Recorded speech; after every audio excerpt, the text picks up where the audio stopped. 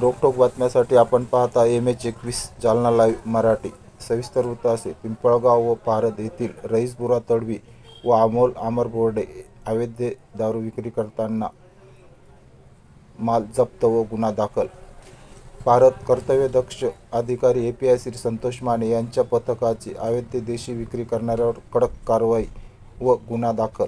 सविस्तर वृत्त असे की आज रोजी गुप्त माहिती मिळाल्यानुसार आरोपी रईसबुरा तडवी पारध यांच्याकडून 2880 बॉटल 48 सीलबंद माल जप्त करण्यात आला। तसेच आरोपी अमोल उत्तम बोर्डे पिंपळगाव रेणुकाई यांच्याकडून 22 बॉटल सीलबंद 2200 तसेच एक मोटरसायकल 70,000 असा एकूण 75,080 रुपयाचा माल जप्त करण्यात आला। CRPC प्रमाणे 257/25 258/25 कलम 65 इ म दा अधिनियम प्रमाणे गुन्हा दाखल करण्यात आला।